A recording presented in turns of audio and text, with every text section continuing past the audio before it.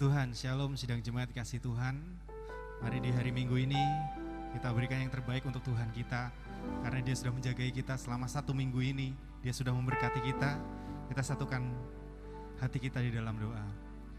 Bapa kami dalam surga yang kami panggil dalam nama Tuhan Yesus Kristus, terima kasih Tuhan buat penyertaan Tuhan di sepanjang kehidupan kami. Terima kasih karena Tuhan masih memberikan kami kekuatan kesehatan. Dan di hari ini Tuhan, kami siap untuk memuji dan memuliakan nama Tuhan. Dimanapun umat Tuhan berada, baik yang di rumah, baik yang beribadah di gereja-gereja, kami mau berdoa Tuhan, Tuhan hadir melawat setiap umat Tuhan. Tuhan hadir dan memberkati, dan Tuhan terus memberikan kekuatan di dalam kehidupan umat-umat-Mu Tuhan. Dan biarkanlah kami yang beribadah online, kami juga merasakan hadirat Tuhan luar biasa. Tuhan menjamah kami, Tuhan berikan kekuatan baru dalam kehidupan kami. Dan kami siap untuk memuji, menyembah, memuliakan nama-Mu Tuhan. Dalam satu nama Tuhan Yesus Kristus kami sudah berdoa dan mengucap syukur. Amin. Jadi Tuhan, mari kita sama-sama beri yang terbaik buat Tuhan kita. Kita mau menyembah Tuhan, kita mau meninggikan namanya, menyanyikan Hosana. Haleluya, haleluya. Terima kasih Tuhan.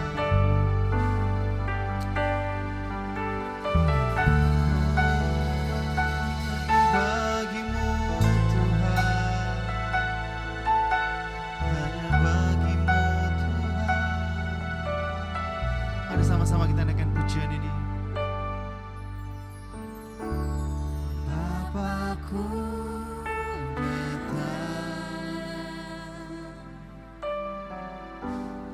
menyembahmu di sini, ku percayakan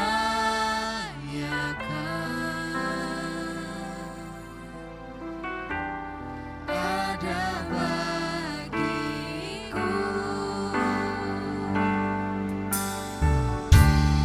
Tak usah ku takut, sebab Kau sertaku.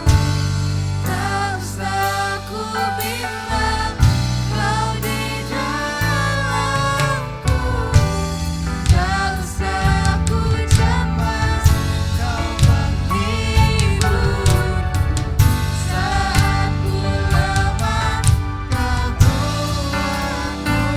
Mari sama-sama kita angkat tangan kita. Ku nyanyi haleluya,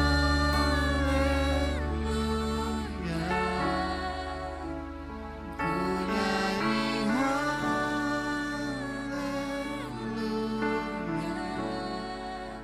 Sungguh Kau hebat, ajaib perkasa perbuatanmu di hidupku Tuhan, di hidupku. Mari umat Allah bersama kita naikkan pujian ini sambil kita menyembah Dia, rasakan hadiratnya di tengah-tengah kita. Haleluya.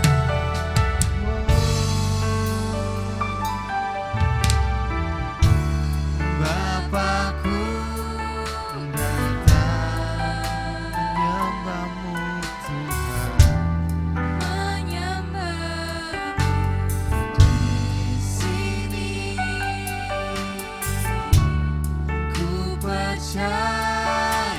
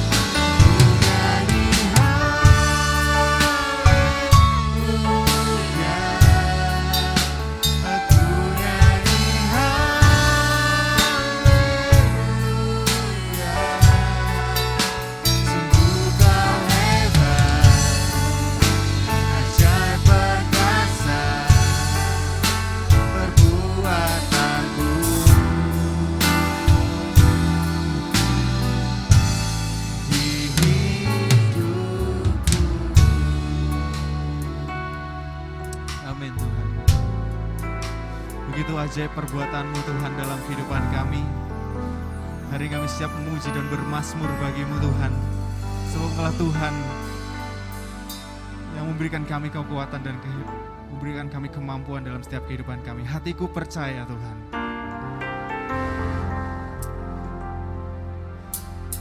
Mari bersama-sama kita naikkan pujian ini dengan sukacita. Hati kami percaya dengan kuasa Tuhan. Hari di tengah dalam kehidupan kami. Amin.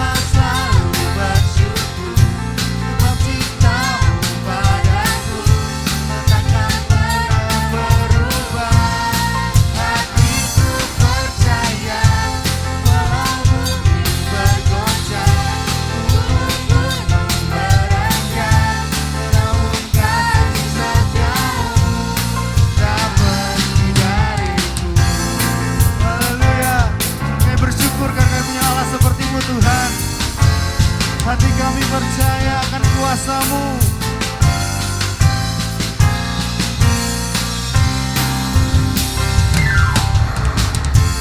Tuhanlah kekuatan dan mazmurku,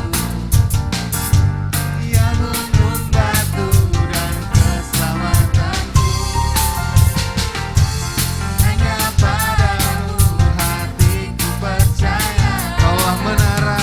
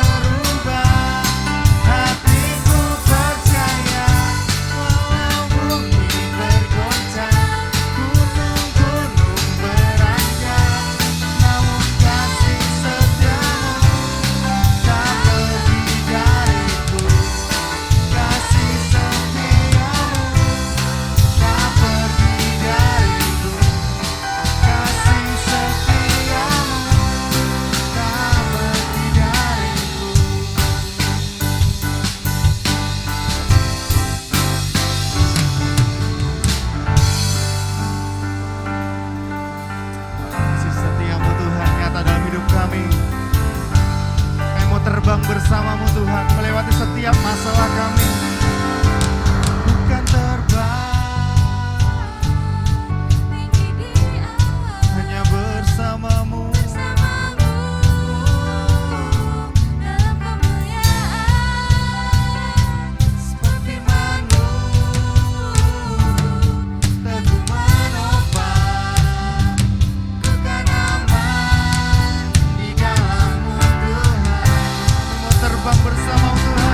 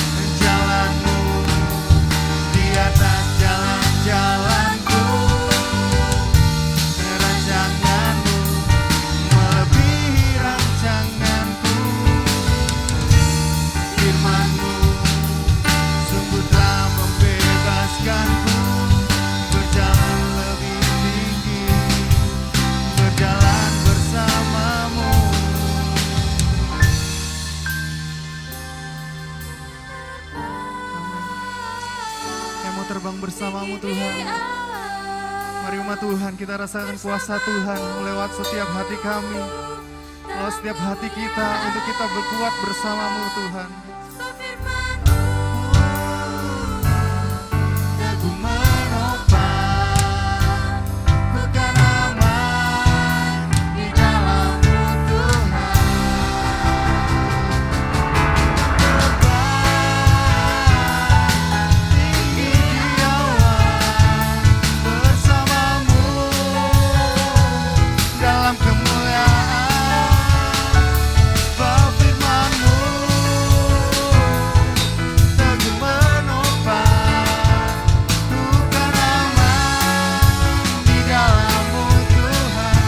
Sama-sama kata, bukan aman di dalam-Mu Tuhan, bukan aman, bukan aman di dalam-Mu Tuhan. Haleluya, berikan sorak-sorai kemuliaan buat Tuhan kita, amin. Kami aman bersama-Mu Tuhan, sebab Engkau Allah yang mengerti, Engkau Allah yang peduli dalam setiap kehidupan kita. Terima kasih Tuhan. Engkau Allah yang peduli, Engkau Allah yang mengerti setiap beban hidup kami. Kami mau mendengarkan firman-Mu Tuhan, dan kami percaya firman-Mu yang menguatkan hati kami, untuk kami terus mampu melewati hari-hari ini Tuhan.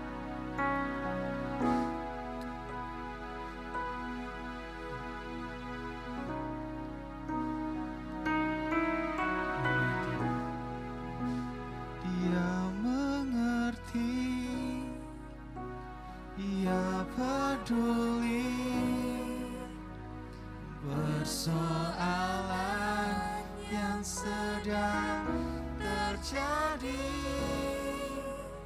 Dia mengerti, Dia peduli. Persoalan yang kita alami, namun satu yang Dia pinta, agar kita percaya sampai mujizat menjadi nyata. Terima kasih Tuhan. Terkadang kita merasa tak ada jalan terbuka, tak ada lagi waktu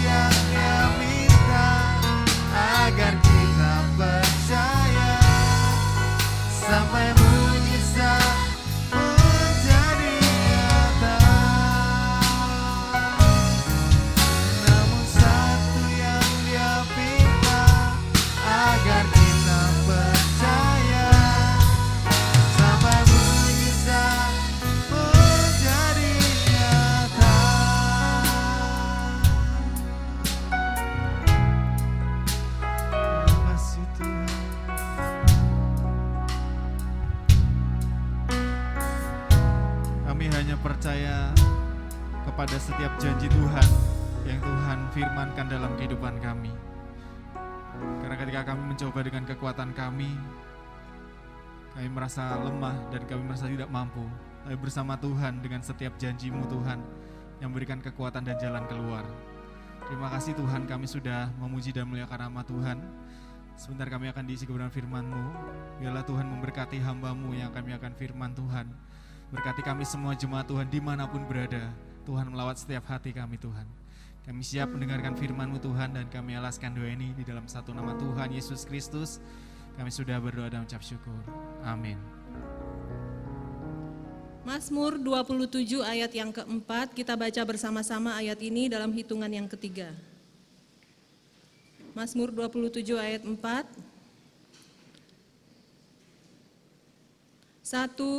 2, 3. Satu hal telah kuminta kepada Tuhan, itulah yang kuingini. Diam di rumah Tuhan seumur hidupku, menyaksikan kemurahan Tuhan dan menikmati baiknya. Puji Tuhan, terima kasih, silakan duduk. Bapak Ibu Saudara, kita tahu ini adalah ungkapan dari Raja Daud ya. Sekilas Raja Daud ini menghabiskan masa mudanya lebih banyak di padang karena dia menggembalakan domba ya Bapak Ibu. Dia sambil menjaga domba, dia juga punya hobi yaitu bermain kecapi. Dan ketika dia bermain kecapi, mungkin lagi sendiri, lagi menggembalakan, dia sukanya bernyanyi dan juga dia sukanya mencurahkan seluruh isi hatinya kepada Tuhan. Ini hobinya Daud ya. Jadi dia selain dia bekerja, dia juga bisa main kecapi di situ, bisa bernyanyi memuji Tuhan dan dia suka menceritakan atau mencurahkan isi hati kepada Tuhan. Dan sebagian besar dari kitab Mazmur ini adalah curahan hati daripada Raja Daud. Luar biasa, dari hanya curhat aja dia bisa jadi kitab ya saudara. Ini adalah ide buat kita ya. Kalau mau curhat itu ya yang dicatat gitu ya Bapak Ibu. Siapa tahu nanti jadi buku ya. Siapa tahu bisa dijual. Nah, kita melihat di sini Raja Daud dari hobinya aja yang main kecapi, sukanya bernyanyi, sukanya curhat sama Tuhan, jadilah sebuah kitab. Dan bukan hanya itu ya Bapak Ibu, karena kebiasaannya yang sering dia lakukan setiap hari, lama-lama dia menjadi pribadi yang karib dengan Tuhan. Dia jadi pribadi yang akrab dengan Tuhan Bapak Ibu. Nah, Raja Daud ini karena dia udah dekat dan akrab sama Tuhan dan seluruh hidupnya dia melakukannya dengan dasar percaya kepada Tuhan karena dia sudah akrab dengan Tuhan. Nah, kita melihat salah satu ungkapan kerinduan dari Daud adalah satu hal telah kuminta kepada Tuhan, itulah yang kuingini, diam di rumah Tuhan seumur hidupku. Saudara, ini adalah kerinduan dari Daud. Ya, kerinduannya ini unik, yaitu dia rindu kepada rumah Tuhan. Ya, apa kerinduan kita Bapak Ibu? Hari-hari ini saya percaya kita sebagai manusia, kita punya kerinduan ya. Ada orang rindu supaya COVID ini segera berlalu ya. Ada orang rindu supaya sehat, supaya bahagia terus. Ada yang rindu supaya dapat pekerjaan, supaya dapat pasangan, supaya dapat jodoh, supaya punya anak, supaya cepat punya cucu, supaya cepat tua ya, cepat pensiun, supaya cepat apalagi ya selain pensiun itu ya saya nggak mau sebutkan ya. Banyak sekali kita punya kerinduan ya Bapak Ibu. Tetapi sudahkah kita punya kerinduan yang sama seperti Daud, yaitu dia rindu selalu kepada rumah Tuhan. Dia bilang seperti ini, satu hal telah kuminta kepada Tuhan, itulah yang kuingini, diam di rumah Tuhan seumur hidupku. Nah, kenapa sih Daud ini rindunya sama rumah Tuhan? Apakah rumah Tuhan itu indah ya? Apa karena rumah Tuhan itu megah, bagus sehingga dia rindu? Nah, sekarang saya mau bahas tentang rindu atau kerinduan. Saudara, biasanya kita rindu kepada sesuatu yang pernah kita temui atau kita rasakan ya. Misalnya nih ya, saya sukanya misalnya makan merico ya. Orang ke gunung tuh kalau masak merico enak sekali. Jadi kalau mereka kirim merico saya paling banyak makan ya Bapak Ibu. Saya paling banyak. Tetapi ada masanya merica itu tidak dikirim ke sini karena kan nunggu ikan ya. Ikan itu musiman biasanya. Jadi kadang tuh 1 bulan, 2 bulan gak dikirim-kirim dan saya mulai timbul rasa rindu itu. Kenapa saya rindu? Karena saya pernah merasakan masakan itu Bapak Ibu. Ya pedas, asam, ya di situ semuanya ya berpadu jadi satu gitu ya. Kalau ada Master Chef di situ pasti juara itu ya. Nah, saya juga rindu, tetapi karena tidak musimnya, jadi nggak datang-datang mericonya, ya udah ya saya tenggelam dalam kerinduan itu Bapak Ibu. Nah begitu juga dengan ayat ini, saya rasa kalau Daud rindu sama rumah Tuhan, berarti dia pernah dong ke rumah Tuhan. Pernah mungkin dia ke bait Allah, ke gereja yang megah mungkin sampai dia rindu, mungkin keadaannya enak. Nah sekarang kita akan belajar sekilas, apakah Daud pernah merasakan rumah Tuhan yang indah sampai dia rindu? Ternyata tidak Bapak Ibu, ya. Daud belum pernah merasakan kemegahan rumah Tuhan. Dia belum pernah menikmati yang namanya bait Allah yang indah, yang bisa dinikmati ya, yang megah itu nggak pernah. Karena apa? Daud memang suka sama bait Allah, tetapi Tuhan tidak mengizinkan dia untuk membangun bait Allah. Karena apa? Karena Daud sudah banyak menumpahkan darah, ya sudah banyak membunuh. Jadi Tuhan merasa Daud ini nggak cocok untuk bangun bait Allah. Jadi tugas itu diberikan kepada anaknya yaitu Salomo. Ya akhirnya bait Allah itu nanti ya, tapi belum terjadi, nanti kedepannya akan dibangun oleh Salomo. Jadi kalau kita melihat fakta ini, tentu aneh bahwa Daud rindu kepada sesuatu yang belum pernah dia lihat. Kalau ceritanya berbeda ya, misalnya dia yang bangunin ya bait Allah itu megah ya. Terus dia pergi jauh, pasti dia rindu, itu wajar. Tetapi ini kan dia belum pernah lihat ya, belum pernah merasakan bait Allah itu gimana. Nanti masih lama mungkin Salomo yang bikin ya bait Allahnya indah, dirancang sama Tuhan, terus bangunannya megah, berlapis emas, wah itu sangat-sangat megah. Tetapi rupanya Daud bukan merindukan bait Allah secara fisik saudara. Dia tidak merindukan bait Allah itu karena dia belum pernah lihat. Tetapi kita akan belajar di sini apaan sih yang dirindukan sama Daud sampai dia bilang, satu hal yang telah kuminta kepada Tuhan, itulah yang kuingini, diam di dalam rumah Tuhan. Ya. Daud bilang, saya rindu rumah Tuhan, saya ingin kembali ke rumah Tuhan. Hanya satu yang saya minta dalam hidup saya, diam di rumah Tuhan. Saudara, ternyata Daud di sini merindukan, yaitu bukannya rumah Tuhan secara bangunan, dia merindukan bagaimana dia merasakan sesuatu ketika dia ada di dalam hadirat Tuhan. Ya. Jadi Daud itu dia belum pernah merasakan bangunan yang megah sebagai bait Allah, tetapi Daud sebenarnya pernah mendirikan tenda atau kemah ya saudara. Dia pernah bikin tenda yang sederhana. Kenapa dia bikin? Karena dia pakai tenda itu untuk dia merasakan hadirat Tuhan. Ya, dia sengaja bikin kemah supaya apa? Supaya dia bisa menikmati Tuhan hadir bersama-sama dengan dia.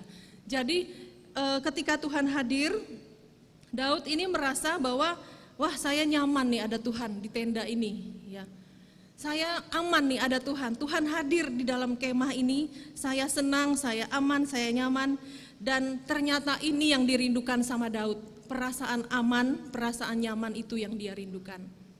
Saudara, ini yang dirindukan oleh Daud dan saya rindu inilah yang menjadi kerinduan kita semua jemaat Tuhan. Bagaimana kita merasa nyaman, merasa aman di dalam hadirat Tuhan. Ketika Daud mendirikan tenda itu, dia pakai ya, kadang dia pakai juga untuk sembunyi ya. Dia itu banyak yang musuhin ya, banyak yang gak suka sama Daud, banyak yang iri, bahkan anak kandungnya sendiri ya mau bunuh dia. Pokoknya banyak sekali tragedi yang terjadi dalam hidupnya dan dia seringkali ada di dalam kemah yang sederhana itu. Saudara yang dikasih oleh Tuhan, dari hal ini kita belajar ya, ketika kita di dalam kesesakan seperti Daud, kita harus punya tempat persembunyian ya. Kita nggak bisa terus-terusan menghadapi kesesakan. Daud aja dia butuh tempat untuk bersembunyi. Dia butuh tempat di mana dia merasa aman di situ, di mana dia bisa merasa nyaman di situ. Karena itu lewat kebenaran ini mari kita harus punya tempat aman kita masing-masing ya Bapak Ibu. Kita harus punya tempat nyaman di mana kita bisa merasakan wah Tuhan itu hadir dalam hidup saya. Kita harus punya waktu ya dan punya tempat di mana Bapak Ibu harus kita rasakan Tuhan itu hadir dalam hidup kita. Kita aman, kita tenang walaupun situasinya tidak aman dan tidak tenang. Ini yang terpenting Bapak Ibu. Kita tidak mungkin bisa mengubah situasi harus aman, harus tenang, nggak mungkin, itu di luar kendali kita. Tetapi kita punya kesempatan untuk merasa aman dan merasa tenang seperti Daud. Karena itu dia bilang, satu hal yang telah kuminta, itulah yang kuingini, diam di rumah Tuhan seumur hidupku. Diam di rumah Tuhan artinya dia selalu rindu merasakan hadirat Tuhan dalam hidupnya. Saudara yang dikasih oleh Tuhan, ada ayat di dalam 1 Korintus 3 ayat 16, saya bacakan.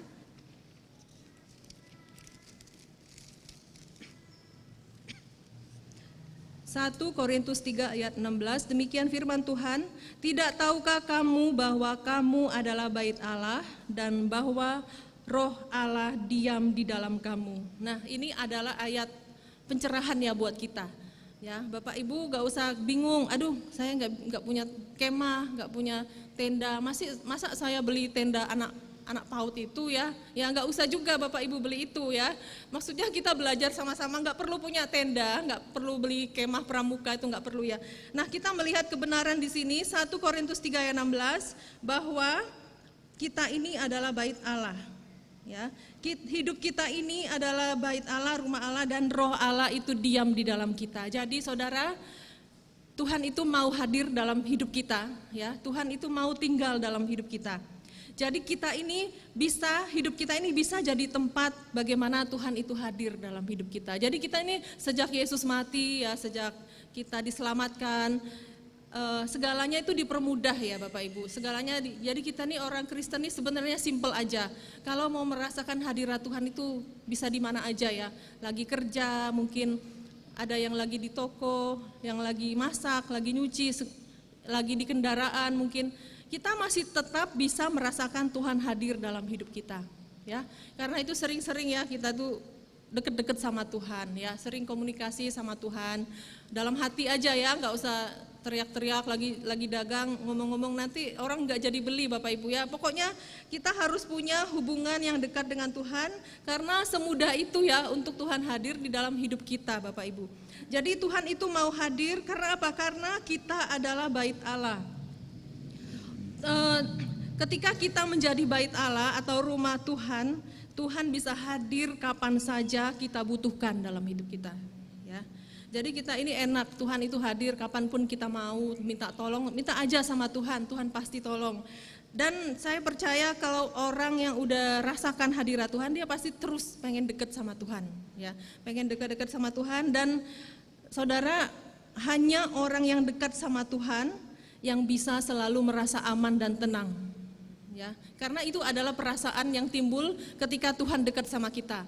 Tidak mungkin kita sudah dekat sama Tuhan masih ketakutan, kebingungan, ya, kecemasan, itu nggak mungkin. Jadi harus dekat sama Tuhan setiap hari, ya, harus komunikasi sama Tuhan, harus renungkan firman Tuhan. Karena apa? Itu adalah efek dari kedekatan Tuhan dengan kita.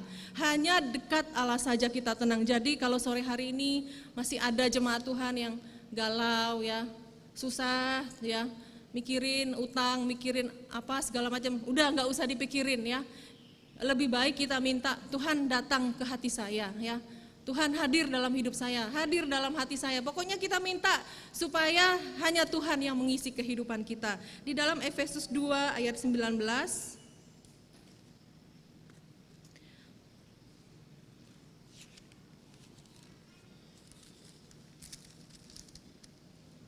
Efesus 2 ayat 19 sampai 22, saya bacakan ya. Efesus 2 ayat 19 sampai 22.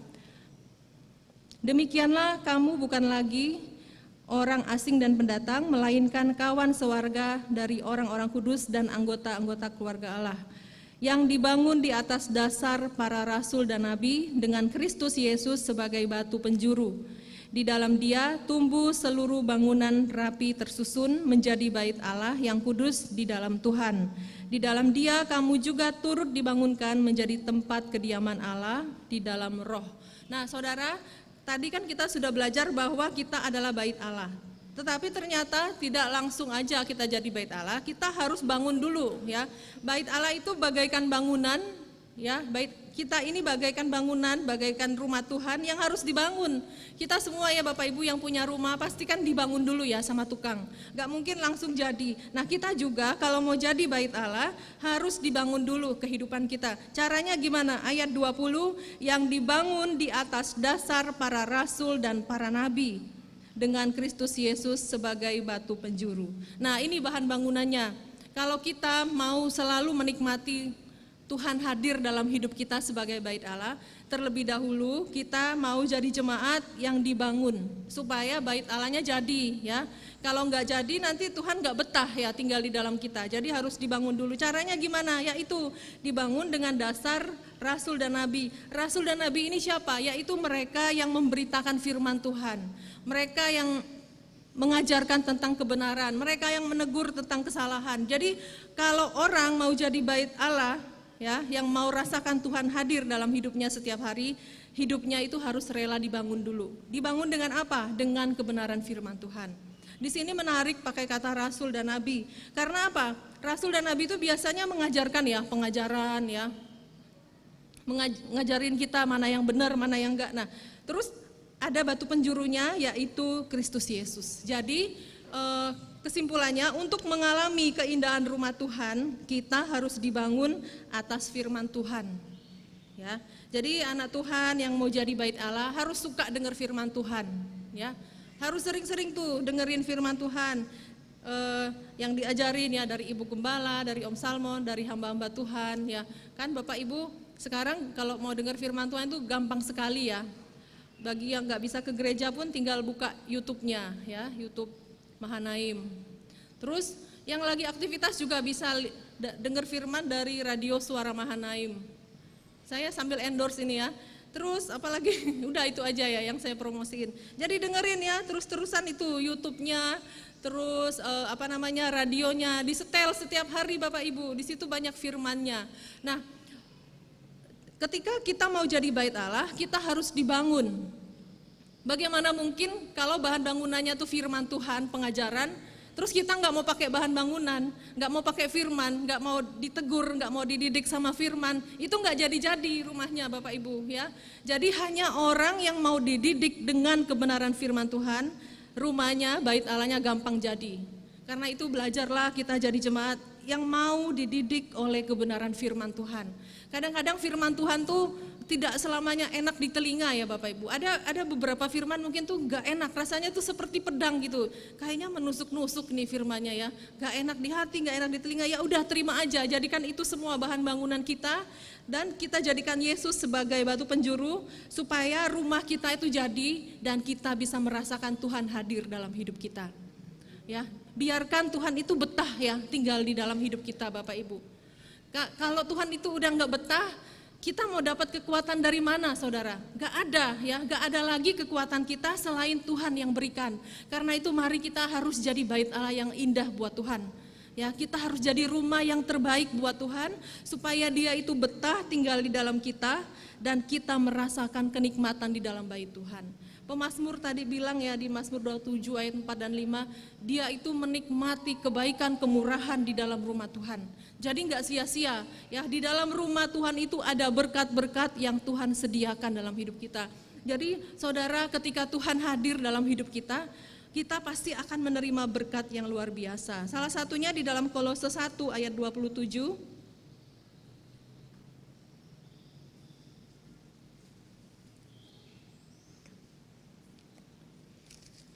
Saya bacakan Kolose 1 ayat 27. Kepada mereka Allah mau memberitahukan betapa kaya dan mulianya rahasia itu di antara bangsa-bangsa lain, yaitu Kristus ada di tengah-tengah kamu, Kristus yang adalah pengharapan akan kemuliaan. Ya, Kristus ada di tengah-tengah kamu. Di dalam terjemahan bahasa Inggris, Kristus ada di dalam kamu. Jadi ketika Kristus ada di dalam kita, apa yang kita rasakan? Dia adalah pengharapan akan kemuliaan. Jadi ketika kita mengizinkan Kristus masuk dalam hidup kita ini adalah hidup yang penuh dengan pengharapan. Hidup kita penuh dengan pengharapan penuh dengan kemuliaan Bapak Ibu. Karena itu hari-hari ini kalau orang hidupnya udah nggak ada harapan itu susah ya. Kenapa sih banyak orang bunuh diri ya hari-hari ini ya? Karena nggak ada harapan ya. Pasti mereka tuh mikirnya gini, wah saya nggak ada hari depan ya. Hari besok nggak ada lagi nih masa depan saya suram ya. Nggak ada yang sayang sama saya, nggak ada yang nembak saya, bukan nembak pistol ya. Maksudnya nembak itu cewek-cewek ini lebih tahu kali ya. Nggak ada yang nembak saya, apakah saya nggak laku gitu? Ya nggak ada yang seneng sama saya, nggak ada yang mau lamar saya. Terus bunuh diri kan, biasanya putus asa bunuh diri. Tapi yang di sini nggak ada yang bunuh diri ya, amin. Yang jawab cowok ini ya. Oh berarti cewek nembak cowok ya, terbalik sekarang. Nah kalau kita punya pengharapan, ya kalau hidup kita ada Kristus, kita tetap punya pengharapan akan hari depan Bapak Ibu. Ya, kita punya pengharapan akan hari depan. Kenapa? Karena sumber pengharapan itu sudah kita miliki. Jadi kalau kita pengen apa-apa itu mendingan cari Kristusnya dulu ya. Pengen pekerjaan, pengen jodoh, pengen berkat, pengen uang, pengen masalah diselesaikan. Coba kita Yesusnya dulu, Kristusnya dulu kita punya, kita taruh di dalam hidup kita. Nah itu nanti dia yang menyelesaikan. Jadi nggak urusan kita lagi. Mudah kan ya. Kalau kita hidup ya menjadi bait Allah, Kristus tinggal di dalam kita, dia akan menjadi pengharapan dalam kehidupan kita.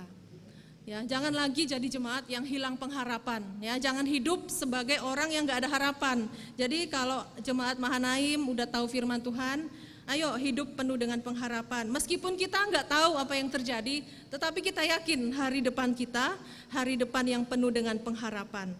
Ayat terakhir ya di dalam Mazmur 2 yang tadi ya, Mazmur 27 ayat 6 saya bacakan.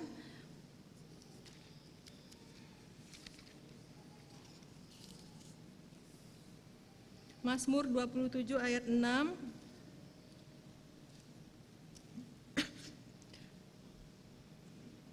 Maka sekarang tegaklah kepalaku mengatasi musuhku sekeliling aku. Dalam kemahnya aku mau mempersembahkan korban dengan sorak-sorai, aku mau menyanyi dan bermazmur bagi Tuhan. Ini kata Daud, ketika dia menikmati hadirat Tuhan di dalam kemah ya, di dalam rumah Tuhan, apa yang dia rasakan? Dia diberikan kekuatan untuk mengatasi setiap masalahnya.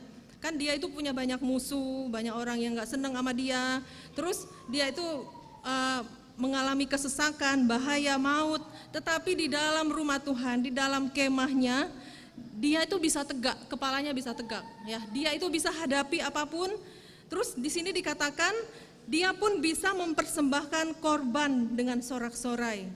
Ya, dia bisa berkorban buat Tuhan. Bayangin orang lagi susah, ya, lagi kesesakan, banyak masalah, bisa-bisanya dia itu berkorban buat Tuhan.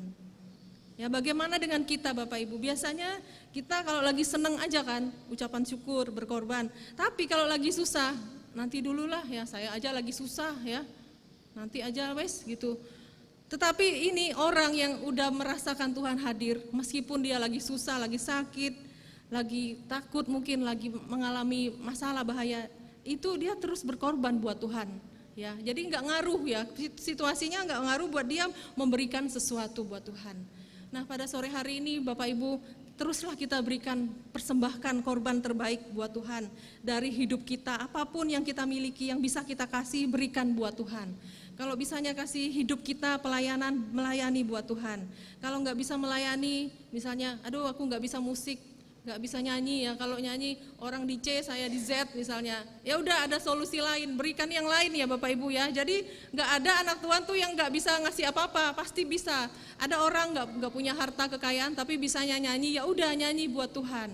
Ya, kita semua diberikan ya kemampuan untuk memberikan sesuatu sama Tuhan. Tidak mungkin kita tidak bisa kasih sesuatu buat Tuhan. Nah kemudian apa yang dilakukan Daud di dalam Mazmur 27 ayat 6 ini? Aku mau menyanyi dan bermazmur bagi Tuhan ya. Dia selalu memuji Tuhan di bait Allah, di kemahnya ya. Dia suka memuji Tuhan. Saudara, saya tutup dengan gambaran tentang kemah Daud yang tadi saya bilang ya. Kita kembali sejenak, kemah Daud yang dia buat itu ya, yang sederhana itu, di dalamnya dia menyiapkan banyak sekali imam, ada 288 imam. Orang ini ya, bukan gambar ya, orang ya, 288 imam untuk berjaga-jaga di kemah itu. Kemudian dia juga menyiapkan 24 kelompok ya, para pemuji semuanya itu, semuanya penyanyi, penyembah. 24 itu 24 kelompok dan masing-masing kelompok ada 12 orang. Jadi kalian aja 12 kali 24. Hitung sendiri ya pakai kalkulator ya. Saya nggak pintar matematika soalnya. 24 kali 12 itu pemujinya, tadi imamnya 288. Bayangin orang banyak itu ya di dalam kemah itu ngapain coba. Ternyata Daud atur semuanya itu dengan rapi. Dia pengen semua orang itu bergiliran selama 24 jam gantian.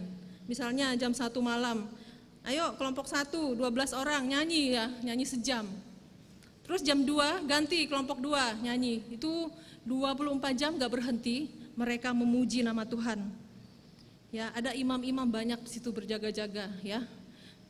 Saudara yang dikasih oleh Tuhan, kenapa sih Daud mau repot-repot kayak gitu ya? Banyak orang diatur memuji Tuhan di kemah, itu kenapa? Saya mikir apa nggak ada kerjaan lain gitu ya di kemah? Ternyata ini kerjaan buat Daud ya. Dia merasa bahwa hadirat Tuhan itu penting sekali buat dia. Dia sangat menghormati kehadirat Tuhan. Dia sangat menghargai bahwa Tuhan hadir di situ. Jadi dia mempersiapkan banyak orang untuk berjaga-jaga di dalam kemah itu. Saudara, dia itu 24 jam gak berhenti jadi orang nyanyi memuji Tuhan. Karena apa? Dia tidak mau mengecewakan hadirat Tuhan. Di kemah itu biasanya Tuhan hadir ya. Firman Tuhan banyak menceritakan Tuhan hadir dan Tuhan tuh berkata-kata di situ. Ya, Tuhan kalau mau berfirman untuk umat Israel, dia hadir di situ. Kenapa Tuhan hadir di situ? Karena disitulah orang memuji Tuhan. Jadi Bapak Ibu kalau mau merasakan Tuhan hadir, harus suka memuji Tuhan ya.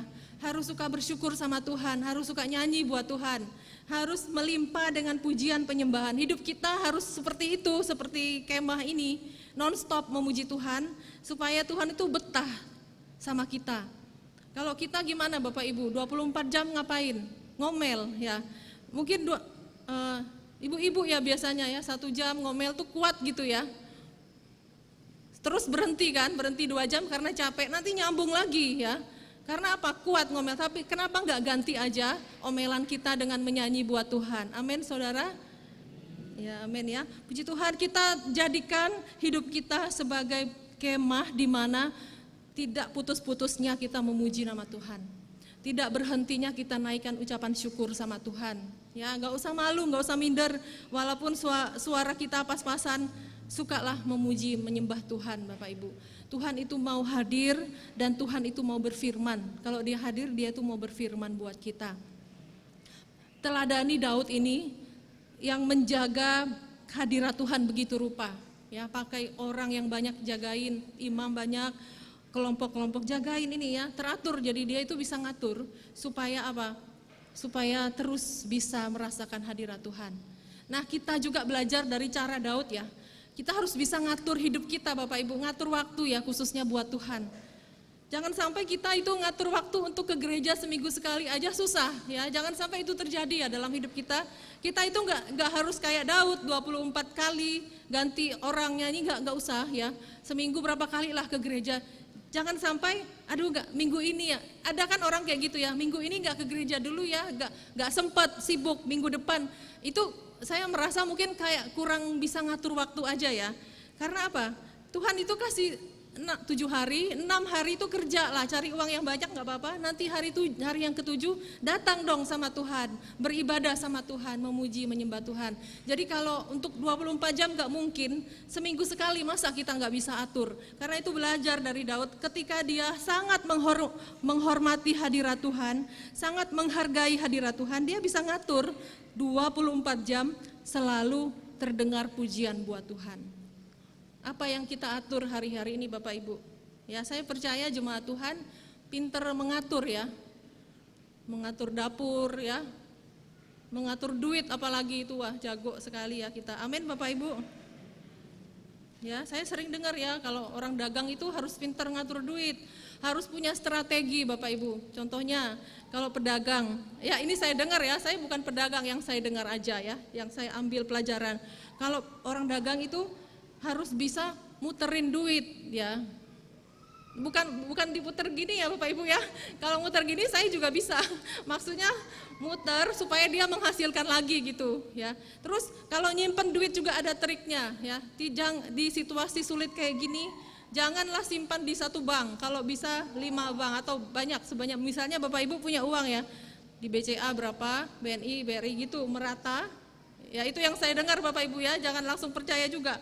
Merata, kalau nanti ada krisis ekonomi, ada kredit macet atau apalah, misalnya uang kita di bank satu hilang, kita masih punya persediaan di bank yang lain. Amin Bapak Ibu.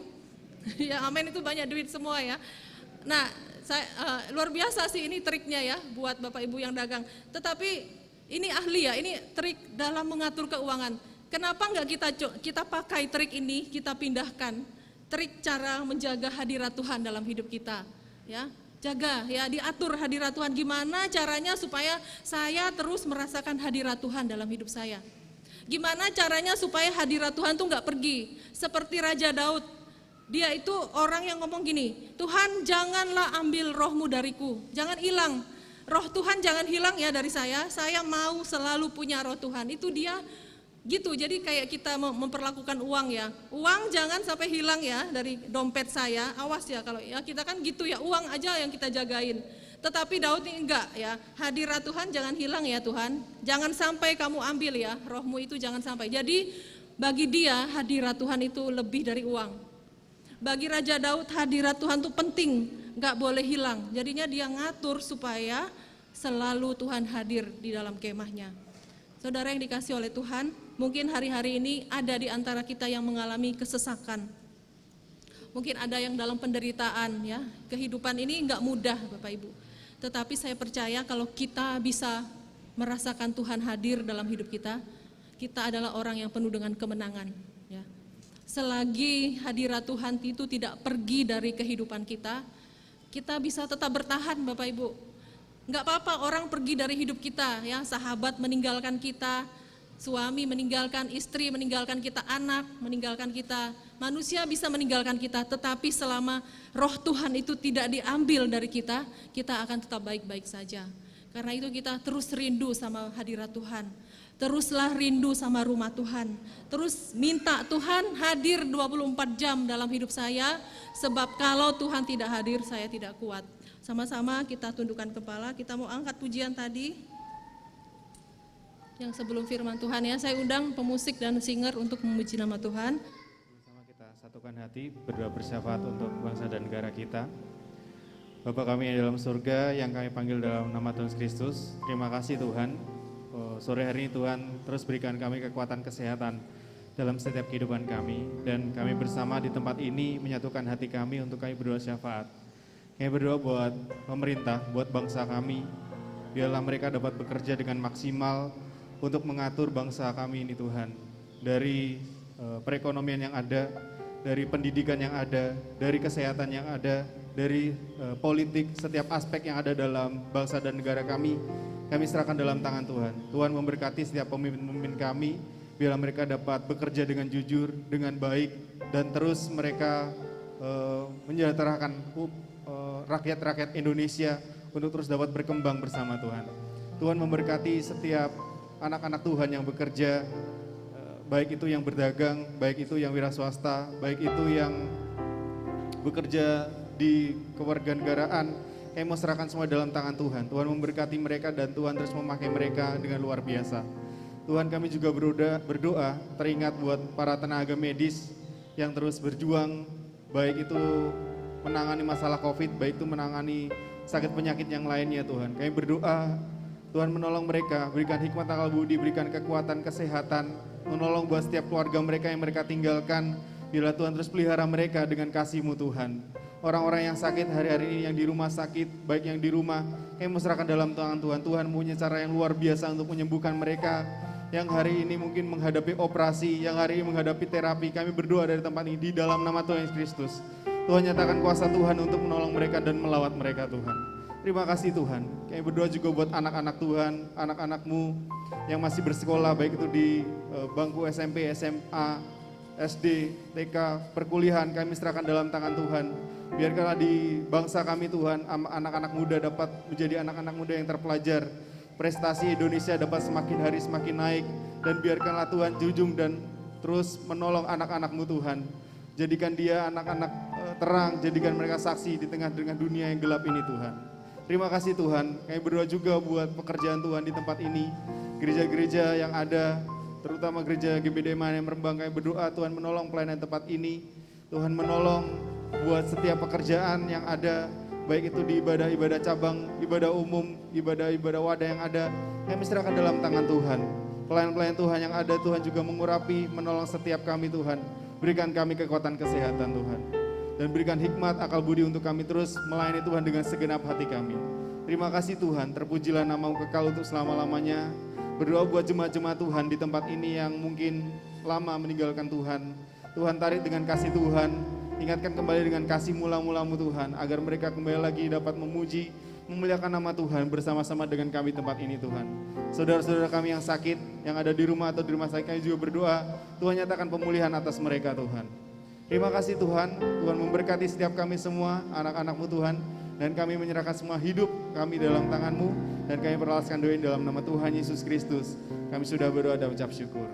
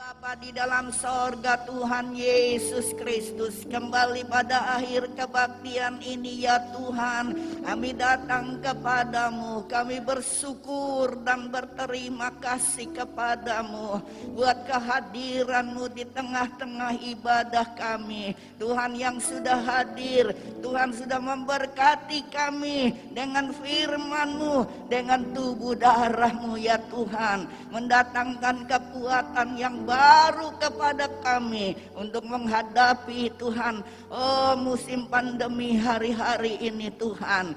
Tuhan yang bersama dengan kami lebih besar dari perkara-perkara yang ada di dalam dunia ini. Tuhan menyertai kepada kami, Tuhan memimpin hidup kami, Tuhan memberkati usaha yang diusahakan oleh umat-Mu. Berkati rumah tangga anak-anak-Mu dengan damai sejahtera. Angkat kedua belah tangan saudara dan terimalah berkat Tuhan. Tuhan memberkati engkau dan melindungi engkau. Tuhan menyinari engkau dengan wajah-Nya dan memberi engkau kasih karunia yang berlimpah-limpah. Tuhan menghadapkan wajah-Nya kepadamu dan memberi engkau damai sejahtera yang seperti gelombang-gelombang laut yang tidak pernah berhenti menjadi bahagian hidupmu. Dan sekarang saudara-saudaraku, marilah kita pulang dengan damai sejahtera, dengan perlindungan, dengan kasih sayang, dengan berkat-berkat yang dikerjakan oleh Allah Bapa di dalam persekutuan anaknya yang tunggal Yesus Kristus, dan Roh Kudus menyertai kepada kita semua mulai hari ini sampai Yesus datang kembali. Terima kasih Tuhan buat berkat-Mu. Kami terima di dalam nama Tuhan Yesus Kristus.